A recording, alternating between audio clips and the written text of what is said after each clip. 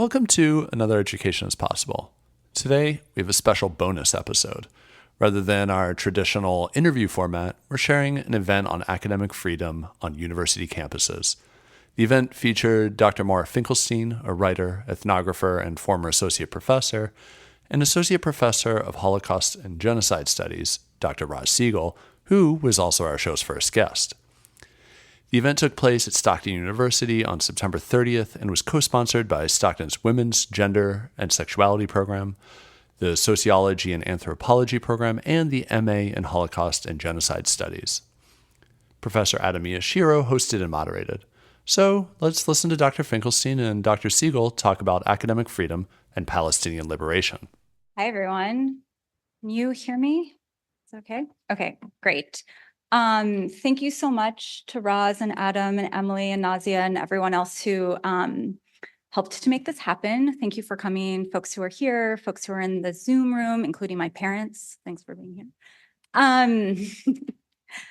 So I'm going to start just by acknowledging that we are here today in Lenape-Hoking, the traditional lands of the Lenape and Delaware people. We're talking about Palestine and campus repression today, but I understand that these movements are intertwined and that I am a settler living on stolen land. I support decolonization movements, land back, and I stand in solidarity with everyone fighting for justice, liberation, and freedom. I don't say this as just an empty gesture of a land acknowledgement. I say this because we are currently fighting fascism here in the United States, on our college and university campuses, and around the world. Fascism is a lot of things, but it primarily is a set of tools. And these tools, contrary to what we would like to believe, are at the heart of liberal democracy. One of these tools is the work of replacing information with power. We're seeing this on a daily basis with the way our politicians, our university administrators, and the way our media talk about Palestine. This is why so many of us are constantly posting on social media. If you are one of these people who just like half your life is posting and reposting on Instagram and Twitter and TikTok, et cetera, I think that there's a lot of, reasons that we're doing this work. I know that in some way I want to reach people who maybe could be convinced otherwise to think about liberation and solidarity. But I think a big practice of this is over and over and over refusing to give up the truth that we know is real, right? That there is a genocide happening in Palestine, there is ethnic cleansing happening in Lebanon, and that we have to keep acknowledging this, speaking to each other. It's not just about trying to change hearts and minds. It's trying to remind each other that we have to keep asserting what we know is true, because the way that fascism works is that it breaks us down to the point in which we just give in to the forces of power that are telling us that the things that we know are not true. So when I give a land acknowledgement, I'm not just saying this in order to tick off a box. I'm saying this because I want us to think about how we have to keep asserting the things that we know are true, because we will be told that, you're wrong, it's not enough, you don't know enough, et cetera, et cetera. So just to say that these are practices that I think are really important. And then from that point, the question is, what do we do next? How do we organize? How do we take the things that we know are true and bring them into the world? So I think something important that we need to do is start just with some numbers. And these are numbers that were collected by me on Friday. They're probably really different already, but I just want to acknowledge also that we're 1 week away from October 7th. We're 1 week away from a year of living in genocide, of watching probably the worst things that you have ever seen in your entire life happening on your phone screen on a regular basis. And the past year has just been an amping up of 76 years of Nakba, of genocide in Palestine. So we cannot know for sure how many Palestinians have been killed by Israel in Gaza, but we know, because of how hard it is to count the dead, that the official estimate is a gross undercount because of indirect deaths and those that are missing under the rubble. So according to a July 2024 article in The Lancet, at least 186,000 Palestinians at that time were likely killed by Israeli forces in Gaza, including at least 15,000 children. So several months later, this number is way too low, right? Because the reporters in The Lancet wrote, in recent conflicts, such indirect deaths range from 3 to 15 times the number of direct deaths. Applying a conservative estimate of 4 indirect deaths per 1 direct death is how 186,000 people were reached. So it is quite possible that a low underestimate right now is 330,000 people. So we can just acknowledge that number for a second and sit with that. Israel doesn't want us to know this. Our government here doesn't want us to know this. At least 173 Palestinian journalists have been killed by Israeli forces. They've been targeted for being journalists. Israel has shuttered Al Jazeera in the West Bank, and no foreign journalists are allowed in Gaza. So there's a real effort to try to ensure that we do not actually know what is happening. And so again, if you're on social media every day, you're probably checking in with the Palestinian journalists in Gaza that you follow. And I know that like my days are ordered by waking up and hoping that they are still alive and going to sleep and hoping that they will still be alive when I wake up. They're heroes and they're helping us know exactly what is happening to them. They are live streaming their own annihilation. In addition to hundreds of university students, Israel has killed close to 100 academics. At least 9,839 students have been killed. At least 411 teachers and staff have been killed. At least 625,000 children are out of school. All or parts of Gaza's 12 universities have been bombed and mostly destroyed. Approximately 477 schools have been destroyed or damaged. These numbers mean that Israel is destroying both the physical infrastructure of higher education in Gaza, as well as the intellectual infrastructure in Gaza.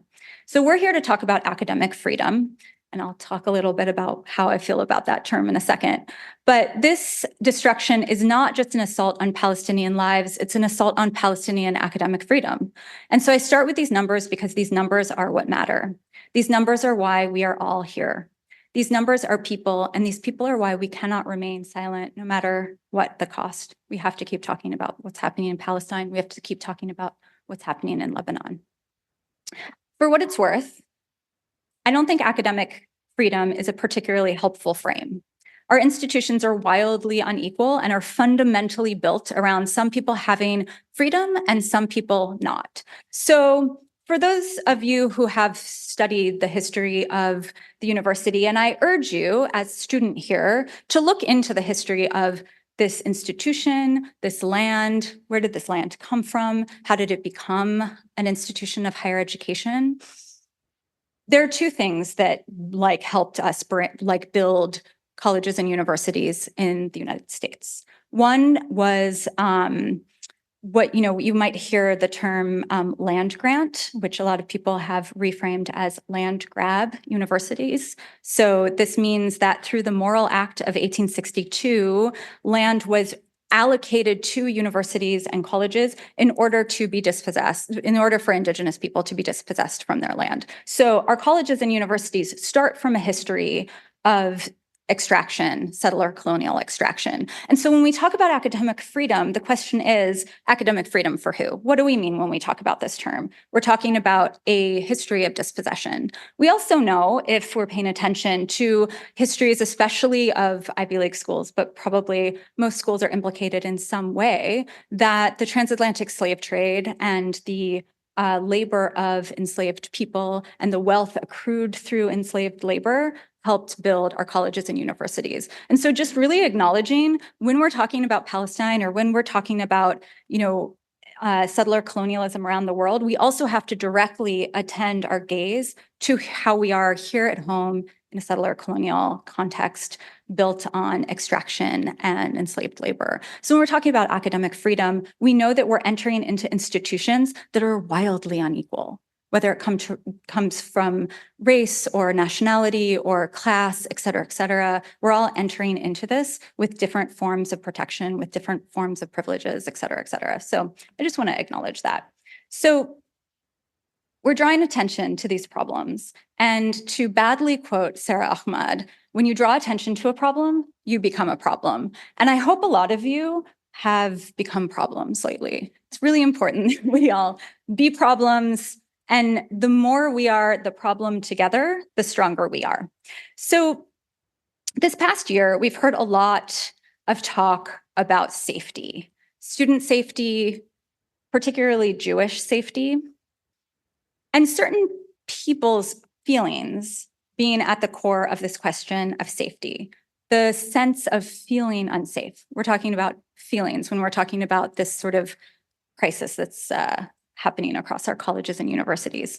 So faculty and students who are being silenced right now are being charged with creating an unsafe atmosphere on our campuses. So I want us to really think about what it means to talk about safety and unsafety on college campuses. And there's a really good chance that depending on who you are and what your experience is in the world, that you've always felt pretty unsafe in your institutions, and that your institutions have never really cared that much about your safety or unsafety. So it's kind of interesting to see how all of a sudden this is becoming a huge crisis within our universities. So for those of us who are teachers, there's a question of like, what are our jobs? What are we actually here to do?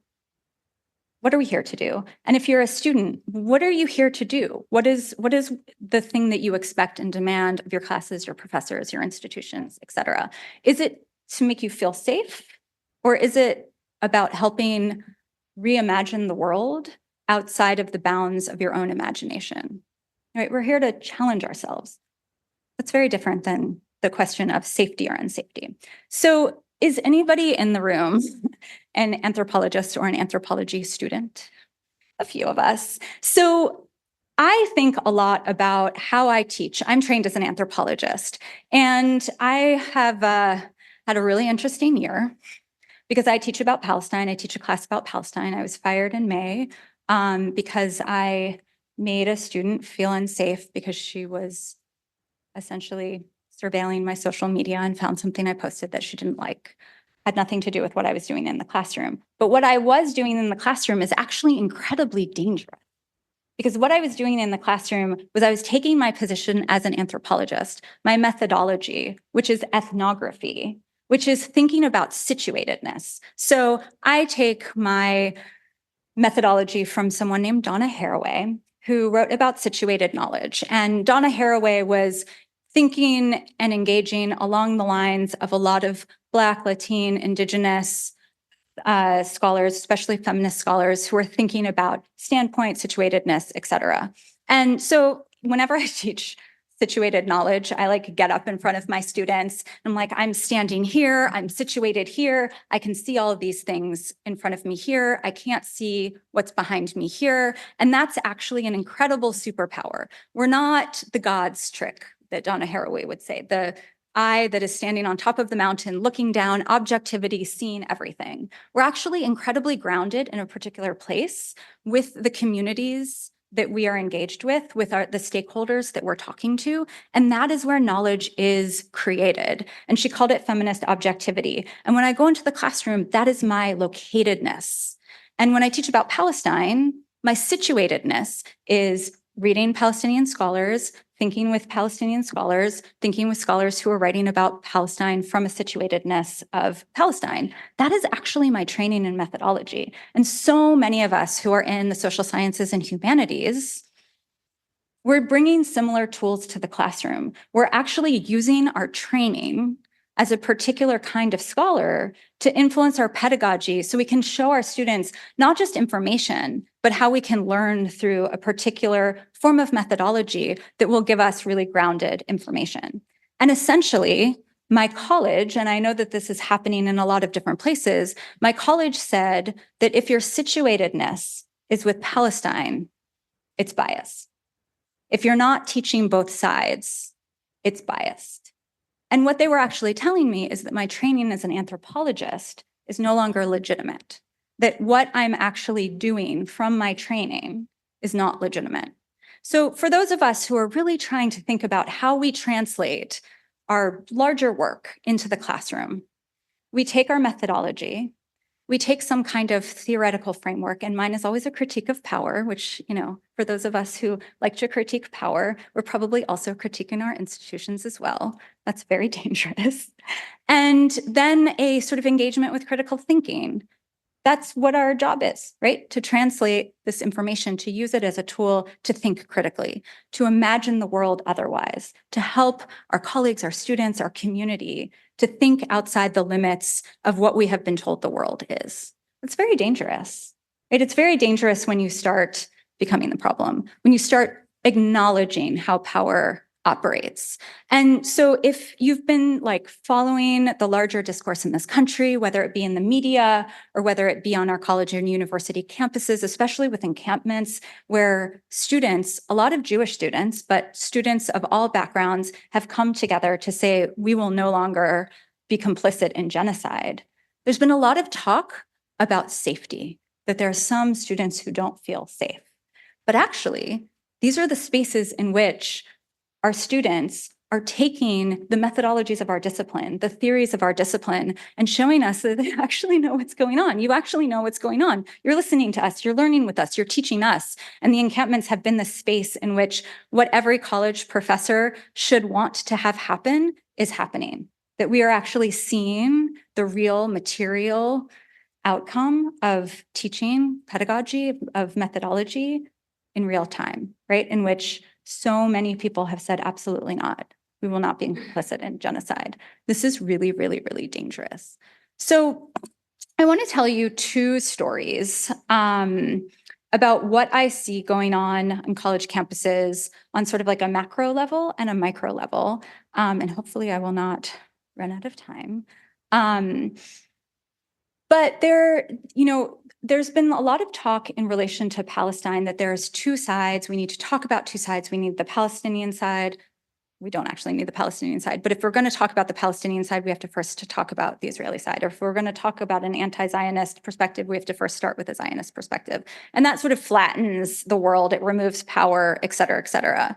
But when we talk about Jewish safety, which is how institutions, whether it be our governments or whether it be our college and university institutions, when we hear this conversation about safety, it should give us all pause. Because first of all, we've just sort of acknowledged that a lot of people feel unsafe in our institutions all the time. And it really seems as though those in power don't care at all, depending on who you are. But, whenever you see right-wing white supremacist movements start to co-opt other movements, it should give you pause. So one thing that we can think about is affirmative action and the way in which, this sort of notion of colorblind admissions or whatnot has been undermined over the past few years as part of a larger project. So if we start looking at these chipping away at equity initiatives on campus, whether it be affirmative action, whether it be attacks on critical race theory, whether it be attacks on folks who study gender and sexuality, et cetera, there are a lot of pretty scary right-wing white supremacist folks like Christopher Rufo behind this. There's a lot of think tanks that have been sort of trying to co-opt the language of equality in order to further white supremacist projects. So I just want to read you some really incredible data. But before I do that, I want to sort of start by prefacing this by sort of acknowledging that there's a really dangerous question circulating right now, and it's, does Zionism count as a protected class? Have you all seen this maybe in the news? Sort of this question of, a lot of faculty who are being silenced right now are not being silenced because of the work that they're doing in the classroom or even their publications. They're being attacked through the weaponization of something called the Equal Opportunity Non-Discrimination Policy, in which certain protected classes, whether it be ethnicity, religion, gender, et cetera, are considered to be protected classes. And if you followed the news out of NYU and now UCLA, these institutions are trying to codify Zionist as a protected class, which it is not. So, hopefully we all know that Zionism is a nationalist political ideology invested in the establishment and enforcement of a Jewish state. Despite numerous discursive attempts to collapse the two, Zionism by definition is not synonymous with Jewish, which is an ethno-religious identity, or Israel, which is a national origin. However, after the House passed a resolution in December equating anti-Semitism with anti-Zionism, Zionists have been emboldened to lodge complaints against those who are writing, teaching, and speaking out, notably on social media, about Israel's genocide in Gaza, to call for a ceasefire or an arms embargo, to criticize Zionist ideology, to suggest that the state of Israel is a racist settler colonial state is, according to this argument, an attack on Zionists and therefore also an attack on Jewish people. So we've already seen this codified, but my school in particular used this as a way to argue that I had violated the EO policy instead of actually coming at me on grounds of academic freedom, because that's much harder to do. So this is setting a really, really dangerous precedent. So challenges to Israel's exceptionalism have been silenced in several ways. So in the US, one form of silencing has been leveraged through these anti-DEI initiatives. So over the past few years, as I was saying earlier, so I'm jumping around a little, far-right conservatives have strategically leveraged claims of anti-Semitism to advance a coordinated campaign focused on dismantling DEI initiatives. Most of these claims are drawn from a 2021 study conducted by the Heritage Foundation called Inclusion Delusion, the Anti-Semitism of DEI Staff in universities. So as a data set for all of my social science folks out here, this study relies exclusively on the Twitter feeds of 741 DEI personnel at 65 universities to find their public communications regarding Israel, and then for comparison purposes, China. As an actual social scientist, this is like incredibly upsetting to me. It's also like 3 pages long, which, I mean, for anybody who's ever like written a peer review article, that's an abstract. But there are a few points to address here. First, by relying entirely on the tweets of DEI staff, the Heritage Foundation argues that personal social media accounts indicate the kind of work a person is doing in their professional capacity.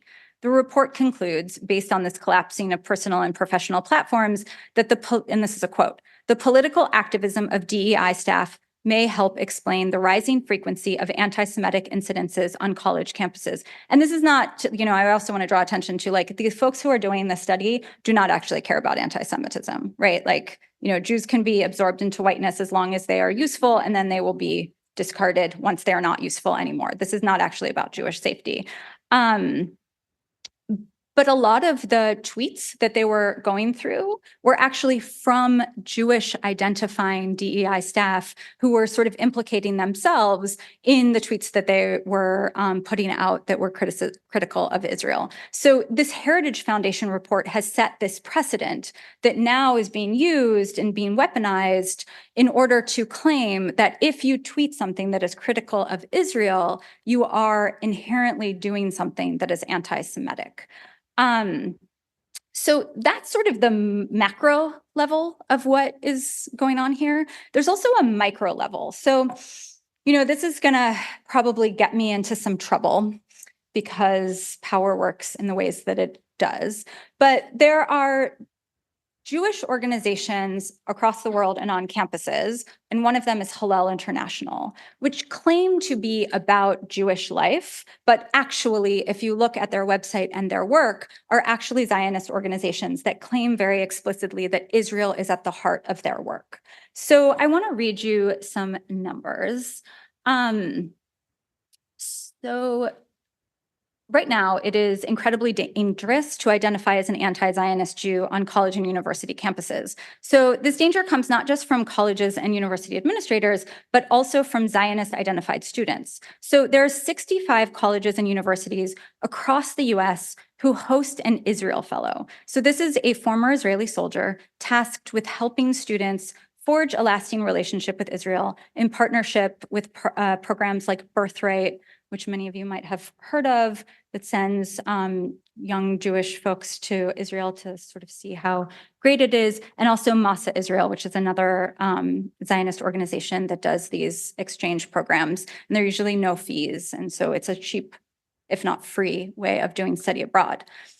So students are encouraged to spend time in Israel, whether through travel, through volunteer opportunities, through internships, or professional training. And notably, Hillel offers something called Hasbara Fellowships, which is a program that, quote, and this is from their website, brings hundreds of students to Israel every summer and winter, giving them the information and tools to return to their campus as pro-Israel activists and leaders. So across the US, 109 colleges and universities have Hasbara fellowships hosted through Hillel International, and you don't actually have to go to a school that which Hillel has the Hasbara fellowships. It's just a little bit easier if you do. And so these are these incredibly powerful training camps that helps students become talking or like learn the talking points of the Israeli government. So Hasbara, if you aren't familiar with the word, literally translates as explanation, but more informally translates as the control of narrative and the manipulation of information as an essential element of modern warfare. So whenever I've encountered student-driven opposition to my work on Palestine, it's always been part of a coordinated campaign that students have trained for, both on campus and through Hillel and these Hasbara fellowships in Israel.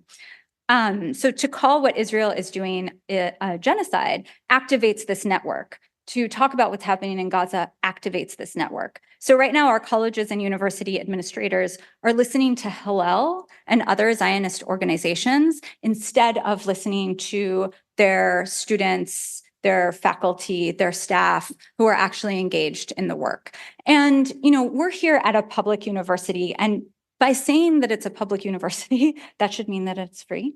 But it's not, is it? No, yeah, not at all. And I actually had been teaching at a private college, which, never pretended to be free, but definitely is like, almost as much as I was making a year for a student to go there. And we've seen over the past few decades this chipping away of federal support for colleges and universities. I mean, it's pretty wild that, the United States over the past, I think, year has, sent like $300 billion to Israel, but you're probably all going to be in debt really soon if you're not already. And we do not have universal health care. And you can live in a place like Appalachia and have your entire home wiped away by climate change, and there's no support structure to actually do anything about that. So we're seeing the way in which like federal support for actual folks here in the US is being shipped away in all of these different ways. But what that means is not only that you're going to be, I'm so sorry, in debt for a really long time because of the way higher education works, it also means that there are other stakeholders who are, donors, et cetera, who are starting to have a lot more, or not starting already, have a lot more control over what can happen on colleges and universities, because colleges and universities are dependent on their financial support. I mean, we could sit here all day and talk about how capitalism is trying to kill us, but this is definitely one of the ways in which capitalism is completely eroding our ability to access an education, right? This is about a product. The product needs to be financially supported. And so what you're finding is that a lot of these donors are invested in Israel in a particular kind of way, or invested in Zionism in a particular kind of way. And so if they do not like what is happening on campuses in terms of Palestine, they have a lot of power in how to control the narrative. A lot of this power is happening in organizations like Hillel International. A lot of this power is happening in terms of donors and alumni, et cetera, right? And so whenever we have this sort of capitalist system in which institutions are dependent on financial support from stakeholders, this notion of academic freedom, what does that even mean? Right? If we are not in control of the spaces that we are part of, if we are not in control of the discourse on our campuses, it's actually being controlled by donors. So we're getting to the point in which it is really hard, if not impossible, to talk about Palestine on our campuses. It's really scary. It's actually like you could be at a student encampment and get attacked by the police. Our campuses are being militarized. Our college presidents are calling the police on students and faculty. People are getting fired, people getting arrested, people are getting badly injured because of this. Now, Palestinians have been telling us that Israel has been guilty of genocide since 1948. And Gazans have been telling us exactly what they are living and dying through for the last year. We are being told that they cannot be trusted. And we know, because of the way that power operates in our institutions, why that is. But we should be listening to Palestinian voices because they are narrating to us their annihilation. But instead, we live in a world that doesn't trust Palestinians. We live in a world that has been dehumanizing them for over a century. Because our institutions of power refuse to listen to Palestinians, let's have them listen to the ICJ, who ruled there is plausible evidence that Israel is committing genocide in Gaza. And I will let our esteemed experts speak more about that. But we are starting to have all of these tools to talk about what's actually happening in Palestine, and yet we are being told by our institutions that that is not to be trusted. Like I began this talk by saying, at least 330,000 Palestinians are already dead. Hundreds of thousands are being starved to death. Millions are on the verge of famine. This is our job, to speak about this, to teach about the world, to tell our students about the world, to talk to our students, me as a professor, us as faculty, to tell our students about the world, to help you all to think about the world in a way that you have never been allowed to before, to question this previously taken for granted world, the Zionist world, this capitalist world. We live in a world, especially this country, that is built on racism, it's built on settler colonial extraction, it's built on classism, transphobia, et cetera, et cetera. We know all of the ways in which the world that we are given is a violent, unequal world. And our job is to reimagine it differently. That involves talking about Palestine. That involves making demands on our institutions of power about what's happening in Palestine. The fact that we are being silenced probably means that we're doing the right thing. But to question this previously taken for granted world and to imagine it through the material that we teach, we are being told that we're not doing our job right. But this is what we do. This is what faculty and staff, and this is also what students do, right? We're here to learn. Like many people, I've been removed from the classroom, not just because I've been questioning a taken for granted world, and not because that's uncomfortable work, but because it's threatening the financial foundation of how our institutions work. So because this work is dangerous, because it questions the status quo, because it challenges the power of our institutions, including the institutions we work with, we have to be louder. We have to push it. We have to push at these edges harder. We have to learn to see the world differently together, not through the lens of power, but through the lens of curiosity and imagination, as well as the critical, grounded scholarship that we, your faculty, are here to offer you. If we're not talking about this with you, we're not doing our job. This is actually our job. This is literally our job, to talk with you about these things. So I want to end by returning to the numbers. I know, because I'm very much online these days, what we are all seeing, right? We're seeing too much death. We're seeing too much destruction. We are seeing these numbers. These days, like so many of us, I structure my life around these numbers. I keep my eye on these numbers because these numbers are people. I think it's important to highlight the artists and writers and scholars being systematically targeted and murdered by Israel, because this event is about academic freedom, and the assault on intellectuals, the people who tell stories and bear witness, is an assault on academic freedom, whatever we decide that means. But also because every single one of the people who have been murdered in Gaza and the West Bank and now in Lebanon are a whole world. Regardless of how long they lived and what they were able to do and who they were able to encounter with their lives, their life was a whole world. And so when we make decisions to speak up or stay quiet, I hope we are thinking about the people who are actually unsafe. Most of the time, it's not the people that we're hearing our institutions speak out on behalf of in terms of safety. It's about the people who are actually living through genocide and ethnic cleansing. These are the dead, these are the dying, and those who may survive. We cannot be quiet right now. We owe them our voice. Thank you.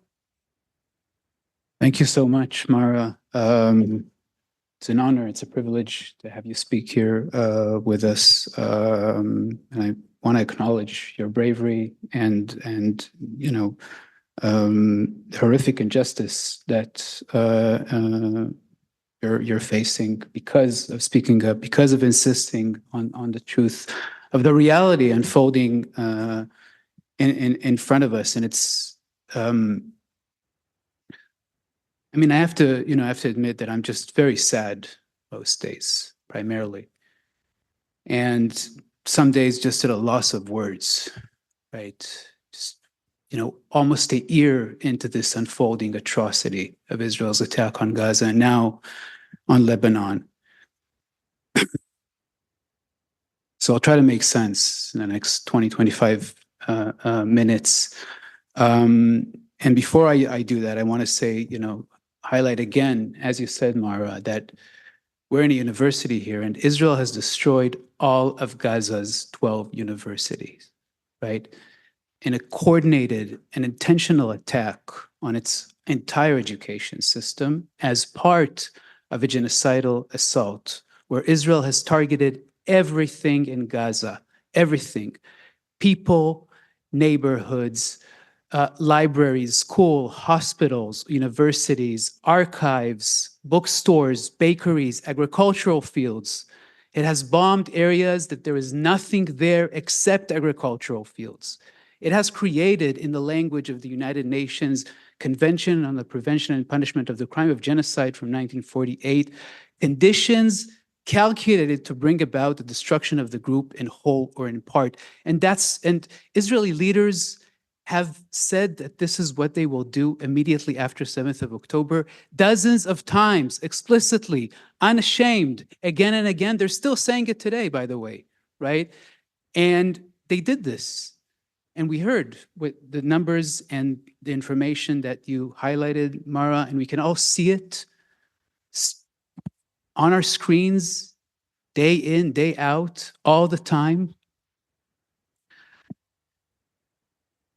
And many, many universities where truth should be at the center of what we do, where studying, speaking about what's going on, arguing, debating, thinking how to respond to the world around us, right, are trying to silence us, to intimidate, to make sure that we don't speak about this. And they're doing this, right, by attacking people who do this as anti-Semites, which this is what I'll be talking about, by weaponizing the struggle against anti-Semitism.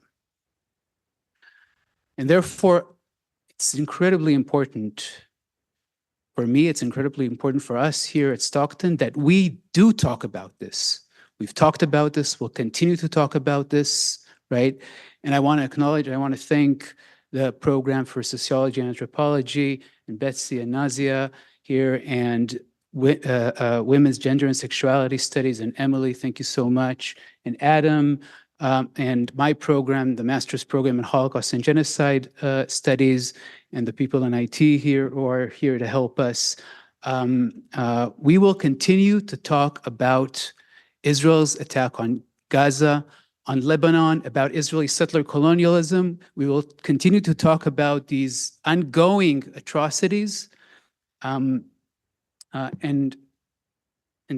what I want to do today is to try to explain what is this weaponization of the struggle against anti-Semitism. And I do this as a scholar of the Holocaust, because a lot of this weaponization is actually tied to Holocaust history. It's weaponization of Holocaust history, actually, and to my field of Holocaust and Genocide Studies. And it's important to say, by the way, that dozens of scholars in Holocaust and Genocide Studies are also talking about Israel's attack on Gaza as genocide, or as a significant threat of genocide, and in any case, as a case of war crimes and crimes against humanity and mass atrocities. Dozens of scholars of Holocaust and Genocide Studies, including many, many Israelis, including many, many Jews, right?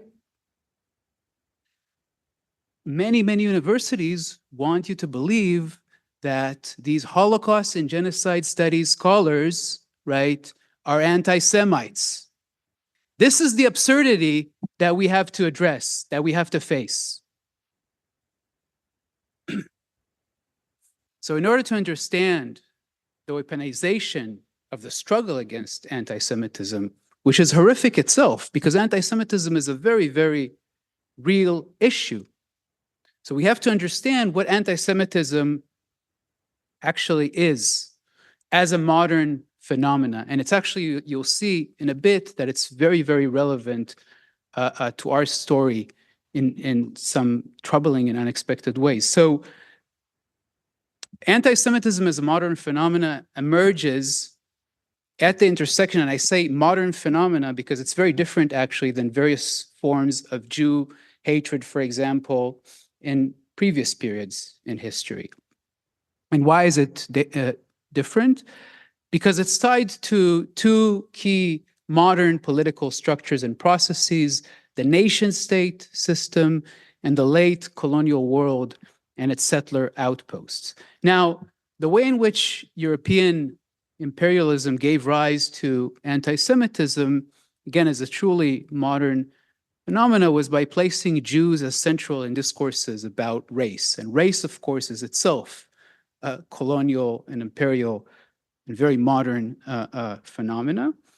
So Jews became very central in discourses about race, and by infusing anti-Jewish conspiracies with new meanings now on a truly global scale, because that was colonialism, right? It was globalization. And it was specifically these new meanings to anti-Jewish conspiracies were tied to the economic system of colonialism, that is the emergence of the capitalist system. These ideas could now work indeed on various levels because of the new global dimensions. So Jews could be seen as powerful people who were using their assimilation in empire states like, say, France and Germany to pursue devious goals of global control, right? This idea that Jews control the world. But at the same time, Jews could also be seen as quote-unquote primitive people, similar to their neighbors in lands conquered by European powers, such as Arab-speaking Jews in North Africa under French and Italian colonial rule. Some Jews could serve in German colonial administrations in Africa and be part and parcel of colonialism, while contemporary research in the late 19th century and early 20th century in a host of disciplines and fields in serology and anthropology and other fields saw Jews as separate and inferior in racial terms, of course, including in relation to people under colonial occupation in Africa. So there was various levels in which now ideas about Jews tied to ideas about race and tied to science could operate on a truly global level. Now, it was not by accident that some of the most extreme anti-Semites in France, in Italy, in Germany, in other colonial powers were people who served in colonial administrations and in some cases settlers, right? European settlers. And this then intensified the exclusionary anti-Semitism at the center, that is in France, in Germany, in Italy, and other nation states. And this then also intensified anti-Semitism in nation states that were not part of the colonial world, that were not colonial powers, but were influenced by colonial discourses, again, primarily race. And then the nation state that emerged and really comes into form after World War I, when the empires in Europe collapse and instead of them emerge nation states. Nation states emerge with the idea of nationalism at their core. That is, the state with its borders are really owned by the hegemonic nation, right? So France for French people, defined as French by the state, Poland for Polish people, Hungary for Hungarians, so on and so forth, right? All this now excludes many people who are not part of the nation, but Jews become very central in this exclusionary framework, and even more as a result of the anti-Semitism as a modern phenomenon that emerges in the colonial world, as I just explained. So the struggle against anti-Semitism, which emerges immediately when anti-Semitism emerges, and it's important to say that anti-Semitism emerges primarily by a group of people who call themselves anti-Semites in the late 19th century in Germany, and they have a very clear political goal that is to reverse Jewish emancipation, that is Jews becoming equal citizens, right, in Germany and in European states. These people are proud. They call themselves anti-Semites. They think about Jews in racial terms. They think about Jews in the colonial framework. And the struggle against anti-Semitism that emerges at the same time, right, is a struggle then to defend a group, Jews, from exclusionary and violent states and state authorities, or people operating as agents of the state, right, in various ways. And this is very important to understand, right, that the struggle against anti-Semitism is meant to defend the people by attack by state and state authorities, okay?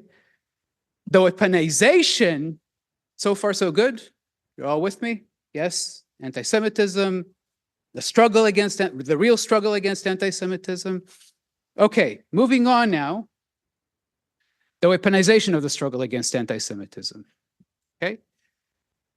This weaponization emerges as an Israeli state project in the 1990s. And we'll say in a minute why it emerges in the 1990s. And its core element is to shift the focus from a group, Jews, to a state, Israel, right? The idea now is not to protect Jews anymore, right? The idea is to protect a state from criticism of its persecution and discrimination and attack against a group, Palestinians, right? And to tag any criticism of Israel, really, as illegitimate, any anti-Zionism, really, not just any critique of Israel, as illegitimate, as anti-Semitic, okay? So the weaponization is really creating a world turned upside down. Instead of thinking about a people, we're now thinking about a state that, of course, is a self-declared Jewish state, which is an exclusionary, ethno-national, of course, a nation state, right?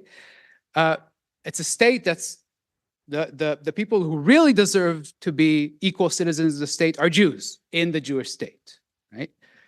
Now, why in the 1990s? So in order to understand what happens in the 1990s, very, very briefly, right? Everything I say here, by the way, deserves like a whole course, right? So very, very briefly, we need to understand how Israel indeed emerged as a nation state, right? But not only as a nation state, but also as a settler state, right? And here, we need to take the words of Israelis and Zionists in describing their state, right? Not people who critique them, but Israelis and Zionists. What do I mean? Israel emerged as a nation state, as a self-declared Jewish nation state from the beginning. But in order to have no doubt about it, just recently, in 2018, it created a new basic law, the Jewish Nation State Basic Law, 2018. Now, Israel doesn't have a constitution. This itself deserves some attention, but we'll put it aside. Instead, it has a set of basic laws.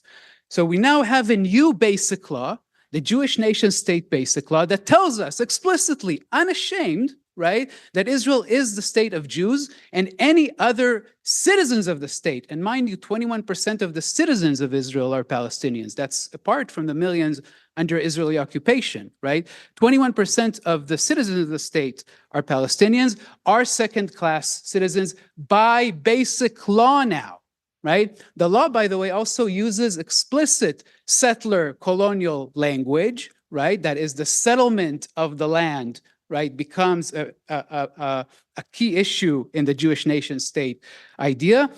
This is all now basic law. It's very well known since the emergence of the state, but now it's also basic law. So Israel is a nation state, right, an exclusionary nation state, but it's also a settler state. Now, what do I mean by settler state? let's take a very important and very well-known Zionist text by Ze'ev Jabotinsky, the father of revisionist Zionism. His text from 1923, The Iron Wall. If you want, you can Google that. You'll find an English translation. It's a short essay. You'll find an English translation in the Jabotinsky Institute website, right? The Iron Wall is an internal debate between Zionists. And Jabotinsky, revisionist right-wing Zionist, he's debating with left-wing Zionists at the time. This is 1923. And he tells them, he says, listen, Zionism is colonialism. That's what he says in the text. And he turns to his left-wing Zionists and he says, do you know of any indigenous people on earth who have accepted the colonizer? Right? It's a rhetorical question, of course. He says, of course not. There are no indigenous people anywhere in the world who have accepted the colonizer, right? And so he tells them, Zionism then either has to end and stop, right? If you have a problem with that, right? Or proceed regardless of the indigenous populations, the Palestinian Arabs, and that's how he calls them, the Palestinian Arabs, right? Now, there's so much more to say about this text and about Zionism as settler colonialism and about Israel as a settler colonial project. But I urge you to take the word of Israelis and Zionists when they talk about settler colonialism. It's not by accident that the post-1967, after the occupation of the West Bank and East Jerusalem and the Gaza Strip, the post-1967 settler movement in Israel, that's what it's called, a settler movement, right? The Hebrew word for the settlers, for the Jews who the state illegally, in violation and crude violation of international law, has settled in occupied territories, right? In Hebrew, they're called mitnachlim, which is literally settlers. There are other words in Hebrew that we could use for that, right? But they are called mitnachlim, right? We need to take what Israelis and Zionists are telling us seriously, right? Israel is a nation state and it's a settler state. Now, why is this context very important? First, because it tells us that Israel was founded by reproducing the political structures and processes that are at the heart of anti-Semitism, the nation state and settler colonialism. This is a horrific tragedy right there already, right? The kind of the idea of a national response to the Jewish question after the Holocaust was to create a state that reproduced the structures and systems that targeted Jews for exclusion, for discrimination, and ultimately for destruction. That's one thing. But all this, of course, had to be blurred and denied very, very forcibly. And therefore, we have Nakba denial, right? The foundational crime of the Israeli state, the deportation of 750,000 Palestinians, the destruction of hundreds of Palestinian villages in the 1948 war. Nakba denial, even though everyone saw the crime, it was clear, right? Nakba denial becomes foundational in Israel and the West from the very beginning because Israeli settler colonialism had to be denied and blurred immediately. It could not, the truth, again, if to come back to this, could not be faced that Israel reproduces, right, the problem that actually led us to the Holocaust rather than challenge the problems that led us to the Holocaust. What happens in the 90s? Now, Palestinian scholars and intellectuals and Palestinians in general have been talking about the Nakba, have been talking about Israeli settler colonialism for decades, since the 1950s, right? In the 1990s, other scholars start to talk about Israeli settler colonialism. Scholars start to talk about settler colonialism here in the US. Indigenous scholars start to talk about settler colonialism. Palestinian scholars in the US start to talk about Israeli settler colonialism. Big, big problem, right? What do? Weaponization of the struggle against anti-Semitism. There's a lot of scholarship on this today, by the way. Again, by Zionists, by Israelis, by Jews, have written books about this campaign of weaponization, right? I'm summarizing this here for you. None of this is new, right? There's libraries about this truth, right? That many universities today want to silence and intimidate people who talk about them. So in the 1990s, the Israeli state decides, as I think you mentioned, Maura, this is an integral part of thinking about warfare, right? We have to shut this down. What's the best way of shutting it down? This is anti-Semitism. You can't talk about Israeli settler colonialism, right? If you do, It's anti-Semitism. That's great, because anti-Semitism is such a powerful accusation. People are so scared to be called anti-Semitic for good reasons, right? That we don't have the discussion at all. We don't have the debate. We don't talk about the truth that Israelis and Jews are telling us about the Israeli state, right? One of the key tools of this weaponization was in the frame of Holocaust memory. The International Holocaust Remembrance Alliance, it's a key institute of global Holocaust memory made of 35 member states, primarily from Europe, but also Israel and the US and Canada and Argentina and Australia. The IRA adopts the working definition of anti-Semitism, and you have those. Do you have these handouts with you? So take a look. It comes up with this working definition of anti-Semitism. Hundreds of scholars in the Jewish world, I'm not even talking about beyond that, but immediately, this is 2016, right? So this is a process, this weaponization, right? Immediately start to write against this and to point out the many problems and to say that so many problems with this document that is made up of a definition, as you'll see, which is actually very vague if you read it. We're not going to go into it. But the key part of this document is 11 examples attached. And those on Zoom, or those who don't have it here, you can just Google IRA anti-Semitism. It'll come up. It's a very short document. You can see it on your phones or computers.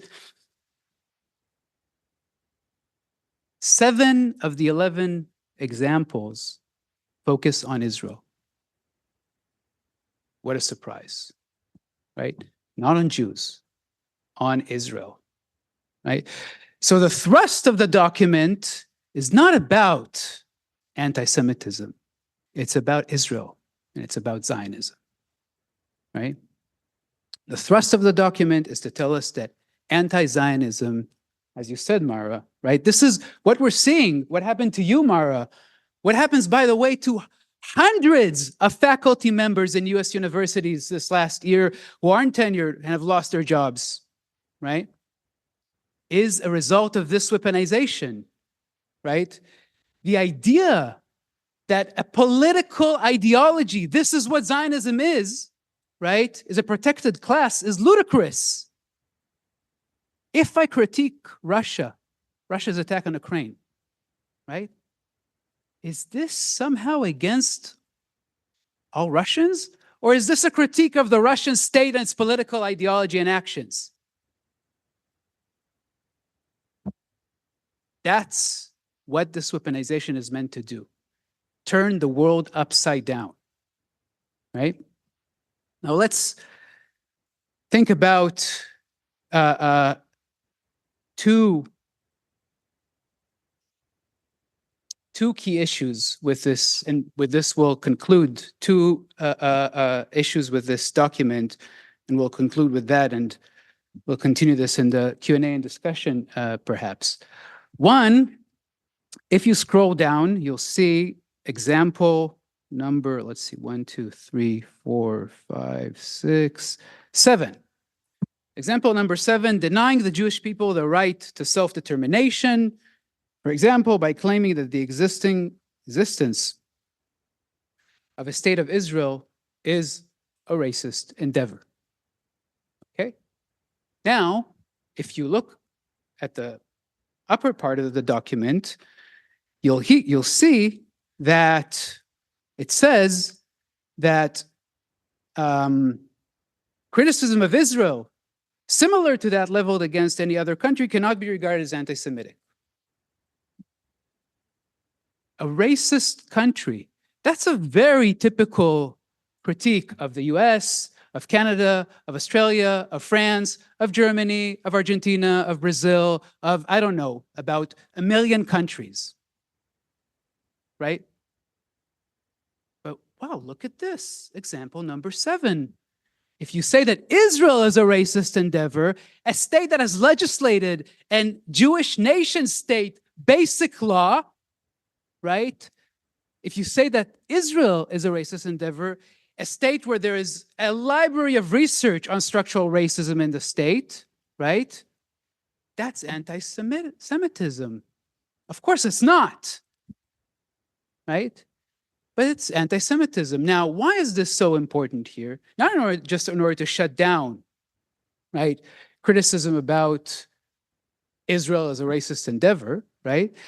But if we can't talk about racism in Israel, we can't talk about Israeli settler colonialism, because you can't talk about settler colonialism without talking about racism. This is very good, right? It's making sure that we can't talk about settler colonialism in Israel without even mentioning Israeli settler colonialism. And finally, the second thing to say, there's much more to say about it, the second thing I want to point out, and which brings us to what happened to you, Maura, right? This weaponization today is silencing and intimidating and attacking Palestinians and Arabs and Muslims and many others who want to highlight a documented reality in front of our eyes, right? But more and more, it's now also attacking Jews. Maura, myself, many. I told you there are dozens of scholars of Holocaust and genocide studies, Israelis and Jews, right? How does it do it? The document, right, 7 of the 11 examples, right, that are about Israel, that are about Zionism, tells us that anti-Zionism is basically anti-Semitism. And it contradicts itself, as we saw, right? Even a critique that is absolutely common about many states, right, contrary to what the document tells us, is anti-Semitic in this case. Anti-Zionism becomes anti-Semitism. But what to do? There are many, and there will be more and more anti-Zionist Jews. You know what? You know why? Because since there's Zionism, there are anti-Zionist Jews. That's how we Jews are. We like to argue with each other all the time about everything, right? So anti-Zionist Jews. Now, it's a modern Jewish identity. It's a very legitimate modern Jewish identity. Not anymore. Now it's anti-Semitic. Absurdity. The absurdity is just blowing up in our face, right? And this is now the way where we see that not only the Israeli state has reproduced the political structures and systems that led us to the Holocaust, that are an integral part of the problem, right, of the world in which the Holocaust happened, right? But the weaponization of the struggle against anti-Semitism in the frame of Holocaust memory tragically produces now a real anti-Semitic discourse attacking Jews.